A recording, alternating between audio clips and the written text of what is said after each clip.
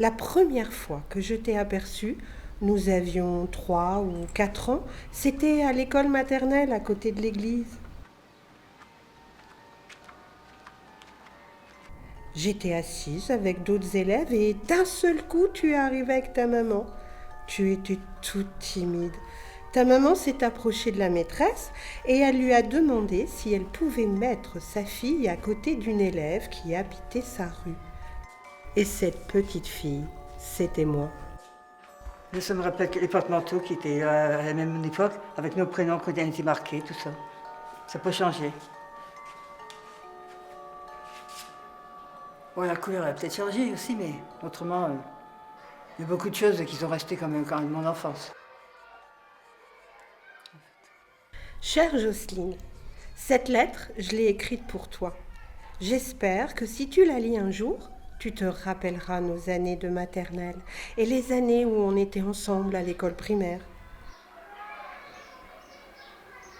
Les tables, ils n'étaient pas les mêmes, ils étaient comme ça. Celle-là, elle était là en face, et puis on était à 4. Après, on allait chercher nos jouets, tout ça, puis après, il fallait qu'on les range nous-mêmes.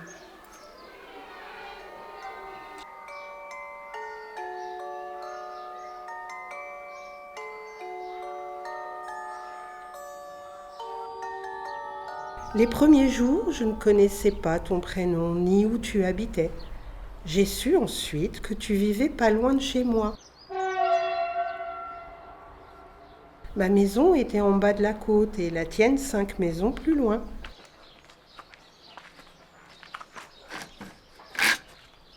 C'est comme ça que nous sommes devenus amis.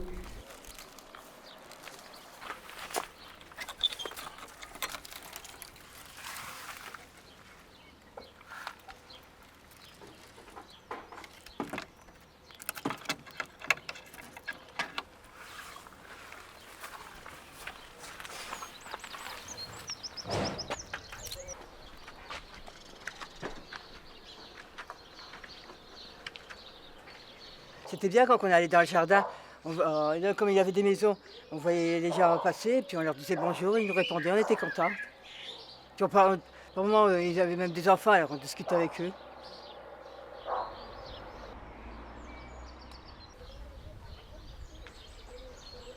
Souvent, on s'asseyait sur les escaliers, devant les maisons, et nous discutions.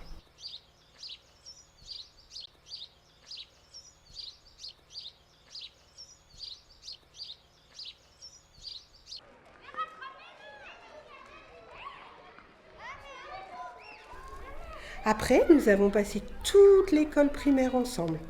À la récréation, on jouait à la marelle, à la corde à sauter, à l'élastique. On était souvent ensemble.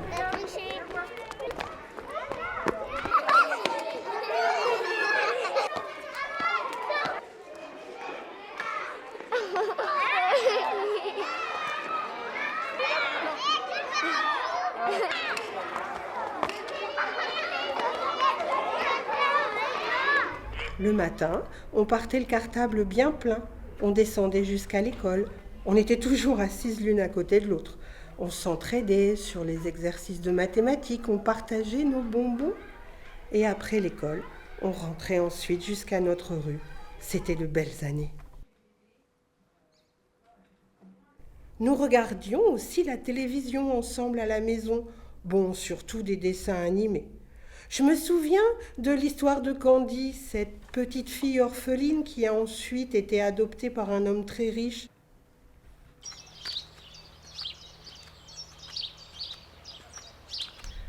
En hiver, nous allions dans les pâtures faire des boules de neige et de la luge. Au printemps, on se promenait sur le chemin des amoureux. Les amoureux venaient s'y retrouver quand il faisait beau. On en croisait quelques-uns. On ne rentre pas trop dans les pâtures à cause des vaches qui nous effrayaient un peu. Nous n'avons pas été dans le même collège, mais cela ne nous a pas empêchés de rester amis.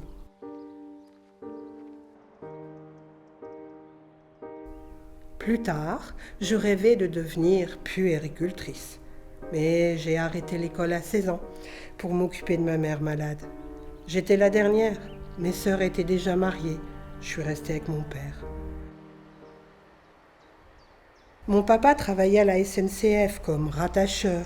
Il rattachait les wagons entre eux. C'était un métier très dur, mais il aimait bien travailler la nuit.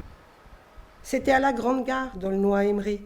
Il m'emmenait en voiture, ses jours de congé, me présentait à ses collègues. Il travaillait la nuit, le matin et puis l'après-midi. Mais il préférait être la nuit parce que c'était mieux pour lui. Parce que pour attacher, il fallait qu'il soit vraiment, qu'il fasse attention parce que si les wagons étaient mal attachés, ils auraient risqué d'avoir des problèmes. Et autrement, ça allait. Maintenant, on n'en voit plus et puis ça a changé. Mais c'était des gens comme ça, des trains de marchandises et des trains pour les voyageurs qui devaient rattacher entre eux. Il a fait toute sa vie comme ça parce qu'il aimait bien. Maintenant, on n'en voit plus des trains comme ça. C'est exactement, je me rappelle, quand j'allais avec lui, je voyais que c'était exactement les mêmes. Du coup, toute la famille pouvait prendre le train et voyager gratuitement. Je me souviens, le jour où ma sœur s'est mariée en 1978. On est parti 15 jours à Saint-Malo. On allait visiter la ville, les remparts, on mangeait des crêpes, on faisait des parties de bowling. Peu à peu, la vie nous a séparés. J'ai appris que tu t'étais mariée, que tu avais eu 3 enfants et que tu habitais à Féron, à quelques kilomètres de Fourmies. Ton frère était chauffeur de bus. Est-ce pour ça que tu es devenue à ton tour conductrice de bus ? De temps en temps, je te croisais dans les bus que tu conduisais dans le secteur. Moi aussi, je me suis mariée et j'ai eu 4 enfants. Je suis même grand-mère d'un petit Mathéo qui a 6 ans. Je commence enfin à m'occuper de moi. Oh, je passe du bon temps au jardin ouvrier avec mon mari. Je fais même du qigong. Ça me fait du bien. Je pense enfin à moi. Sentez, et relâchez, détendez, déverrouillez, détendez bien vos genoux. Relâchez.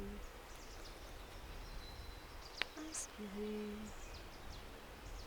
C'est comme si vous alliez toucher les étoiles. Expirez. Et vous relâchez quelques instants. Prenez le temps.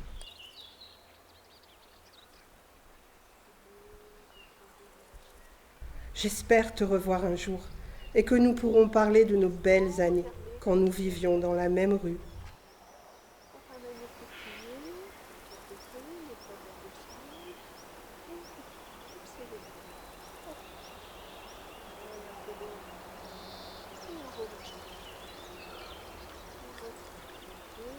Simplement imaginez un petit peu l'oiseau. L'oiseau avec ses ailes. Et détend, relâchez. Un oiseau. Ben voilà.